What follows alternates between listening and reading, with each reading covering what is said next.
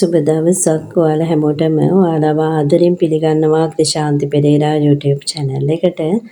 අද මම ඔයාලට ජ්‍යොතිෂයට සම්බන්ධයෙන් වැදගත් කරුණු ටිකක් කියලා දෙන්න තමයි හිතුවේ. ඉතින් මේ වීඩියෝ එක අවසානයේත් මාත් එක්ක රැඳිලා ඉන්න. ඒ වගේම ඔයාලා තවම මාව subscribe කරලා නැත්නම් මාව subscribe කරන්න, like කරන්න, comment කරන්න. ඒ හරහා ලග්න පලාපල වගේම ජ්‍යොතිෂ දැනුම, සමාජීය දැනුම වගේම ජීවිතයට අවශ්‍ය කරන ගොඩක් දේවල් දැනගන්න ඔයාලට අවස්ථාව ලැබෙනවා. ඕනම දෙයක් සම්බන්ධයෙන් කතා කරනකොට හොඳ නරක දෙපැත්ත ගැනම අපි ඕනම කෙනෙකුට කරුණු දක්වන්න, තර්ක කරන්න පුළුවන්. ඉතින් කතාවට දක්ෂ කෙනා නොයෙකුත් තර්ක ඉදිරිපත් කරලා ඇත්ත తත්වය යටපත් කරලා Tamanගේ ජයග්‍රහණය සඳහා තමයි කටයුතු කරන්නේ.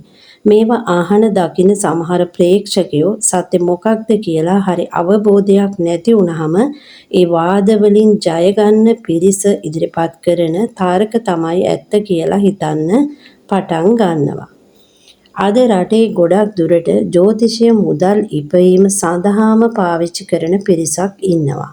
ජ්‍යොතිර්වේදීන් කියන හානිවරය ගසාගත්ත මේ පිරිස නිසා තමයි ජ්‍යොතිෂය කියන දෙයට සුළු වශයෙන් හෝ හානියක් සිද්ධ වෙනවා නම්, හැල්ලුවට ලක් වෙනවා නම් මේ දේවල් සිදු වෙන්නේ. සමහරු ඉන්නවා අනේ ඔය ජ්‍යොතිෂය කියන්නේ බොරුවක්, මගේ කේන්ද්‍රේ බලලා ජ්‍යොතිර්වේදියා මෙහෙම කිව්වා, ඒ දේවල් සිද්ධ වුණේ නැහැ කියලා කියන. ඒක එහෙම වුණේ ඇත්තටම මේ කේන්ද්‍රය පරීක්ෂා කරපු ජ්‍යොතිර්වේදියාගේ ජ්‍යොතිෂ දැනුමට අනුව මිසක ජ්‍යොතිෂයේ තියෙන වැරැද්දක් නිසා නෙවෙයි. ජ්‍යොතිෂය කියන්නේ සප්ත මහා සාගරය තරම් පුළුල් විෂයක් කිව්වොත් නිවැරදි. මේ විෂය සම්පූර්ණයෙන්ම මම දන්නවා කියලා කිසිම ජ්‍යොතිර්වේදියෙකුට කියන්න හැකියාවක් නැහැ. ඒ තරමටම මේ ජ්‍යොතිර්විද්‍යාව ඉතාමත්ම ගැඹුරුයි. ජ්‍යොතිර්වේදිනියක් විදිහට මාත් හැම මොහොතකම කියන දෙයක් තමයි ජ්‍යොතිර්විද්‍යාව කියන්නේ මේ මහා සාගරයේ ජලය නම් මම දන්නේ ඒ ජලයෙන් දෝතටගත් දිය ප්‍රමාණයකට සමාන දැනුමක් විතරයි කියන එක. යම් කිසි ජ්‍යොතිර්වේදියෙක් ජන්ම කේන්ද්‍රය බලලා ඒකේ ග්‍රහයෝ පිහිටලා තියෙන විදිහ අනුව විතරක් පලාපල කියනවා නම් ඒ දේ සිදු වෙන්න තියෙන ඉඩකඩ අඩුයි.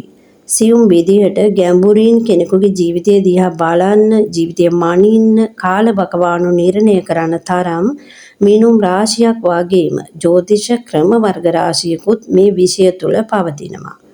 ඕනෑම දවසක ඕනෑම ලග්නයක් ආරම්භ වුණාට පස්සේ ඒ ලග්නය පැය දෙකක කාලයක් යෙදෙනවා. එතකොට මේ පැය දෙක ඇතුළත උපදින සියලු දෙනාම එකම ලග්නයකට තමයි ඇතුළත් වෙන්නේ. ඒ අතර හදිසි ග්‍රහ මාරුවීම් කිසිම දෙයක් සිද්ධ වුණේ නැත්නම් මේ පැය දෙක තුල එකම දේශයක ඉපදෙන සියලු දෙනාගේම ජන්ම කේන්ද්‍රවල ග්‍රහ පිහිටීම් පවතින්නේ එකම තත්වයක තමයි. ඒ හැම කෙනාගේම ජීවිත එක සමාන වෙනවද? කොහෙත්ම නැහැ. ඒක අපි ඕනම කෙනෙක් දන්න දෙයක්නේ. එකට උපදින නියුන් දරුවන් වුණත්, පෙනුම එක වගේ තිබුණත් එහෙම වෙන්නේ නැහැ. ව්‍යවහාර ජ්‍යොතිෂයේ පවතින වර්ග කේන්ද්‍ර, චිත්තාංශක, නවාංශක කියන මිනුම් දඬු වගේම ජ්‍යොතිෂ වර්ග අනුවත් ගැඹුරටම පරීක්ෂා කර බලලා තමයි ජීවිතය විග්‍රහ කරලා දෙන්න ඕන. සැබෑ ජ්‍යොතිර්වේදියෙකුගේ ලක්ෂණය විය යුත්තේ එයයි. උදාහරණයක් විදිහට ක්‍රිෂ්ණමූර්ති ජ්‍යොතිෂ ක්‍රමයට අනුව ගත්තොත් ලග්න භාවය කොටස් 9කට බෙදා ඉන් එක් කොටසක් නැවත කොටස් 4කට බෙදා ලැබෙන උපස්ථානයට අනුව තමයි පලාපල ප්‍රකාශ කරන්නේ. මේ විදිහට ජ්‍යොතිෂය තුළ ගැඹුරින් විග්‍රහ කළ හැකි ක්‍රම වේදයන් රාශියක් පවතිනවා. ඉතින් උඩින් පල්ලෙන් කේන්ද්‍රය බලලා කරන ප්‍රකාශ අනුව ජ්‍යොතිෂය හැල්ලුවට ලක්වීම පුදුමයක් නෙමෙයිනේ. සමහර අය නම් හේතු ඇතුව හරි හේතුවක් නැතුව හරි ජ්‍යොතිෂය පිළිගන්න කැමති නැහැ. ඉගෙන නොයෙකුත් තාරක ඉදිරිපත් කරනවා. ඔය අහසේ තියෙන ග්‍රහයෝ හෙල්ලුණාට, වෙනස් වුණාට පොළවේ ඉන්න මිනිස්සුන්ට සිද්ධ වෙන දෙයක් නැහැ කියලා යාලට කියන්න පුළුවන්. ඒක ඇත්ත. ග්‍රහයෝ අපිට කිසිම දෙයක් කරන්නේ නැහැ. යම් කිසි කෙනෙක් උත්පත්තිය ලබන අවස්ථාවේදී ඒ ජන්මයට අනුකූලව ග්‍රහයන් පිහිටන ආකාරය, එම ග්‍රහයන් පසු කාලින විවිධ අවස්ථාවලදී විවිධ රාශිවලට සංක්‍රමණය වෙනකොට ඒ කියන්නේ ග්‍රහ මාරුවීම් වෙනකොට මේ ප්‍රතිඵල ලැබෙනවා කියලා ජ්‍යොතිර්වේදියෙකුට කියන්නට හැකියාව තියෙනවා. පැහැදිලිවම අපි මෙන්න මේ ටික තමයි අවබෝධ කරගන්න ඕන. ග්‍රහයන් අපිට මුකුත් කරන්නේ නැහැ. ඔන් කරන්නේ අපිට නිවේදකත්වයේ සපයා දීම පමණයි. යම්කිසි කෙනෙකුට සුභ හෝ අසුභ ඵල හිමිවන කාලය ග්‍රහයන්ගේ ගෝචරය අනුව පැහැදිලි කර ගන්නට හැකියාව පවතිනවා. මේ පුංචි උදාහරණය දිහා බලන්නකෝ.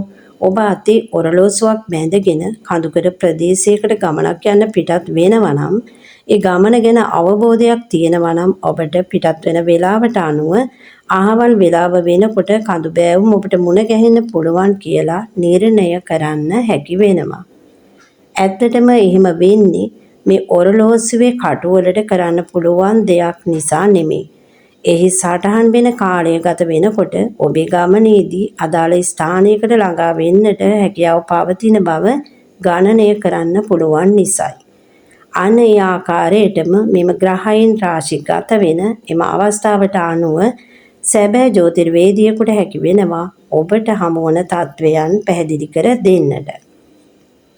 ඒ වගේම තමයි ඒ යන ගමනේ මේ වගේ දුෂ්කර දේවල් අපිට හමු වෙනවයි කියන බව දන්නවනම් අපිට පුළුවන් වෙනවා ඒ සඳහා සූදානමින් යන්න. අන්න ඒ වගේ තමයි ජීවිතේ ඉදිරිය ගැන දැනගෙන යන එක ඔයාලට වැදගත් වෙන්නේ. වෙන්න තියෙන දේ දැනගෙන යනකොට අපිට පුළුවන් වෙනවා ආරක්ෂාකාරීව ආගමනුකූල වත් පිළිවෙත් වලට අනුව ඇතිවිය හැකි ගැටලු අවම කරගන්න. බාධාවකින් තොරව ගමන අවසන් කරන්න. සත්‍ය ලෙසම ජ්‍යොතිෂය කියන්නේ වටිනා ශිල්ප ශාස්ත්‍රයක්. ඒ තුලින් අපිට අරගන්න ගොඩක් දේවල් තියෙනවා. ඒ වගේම තමයි ජ්‍යොතිර්වේදියෙක් හෝ ජ්‍යොතිර්වේදිනියක් සැබෑ ලෙසම මනෝවෛද්‍යවරයෙකු හෝ වරියකමෙන් විය යුතුයි. කේන්ද්‍රයක් පරීක්ෂා කර ගැනීමෙන් අපි කරන්න ඕන හොඳම දේ තමයි කේන්ද්‍රයට අභියෝග කරමින් අපේ ගමන යන එක. එහෙනම් ඔයාලා හැමෝටම සුබම සුබ දවසක්. මම ජ්‍යොතිර්වේදිනී ක්‍රිෂාන්ති පෙරේරා.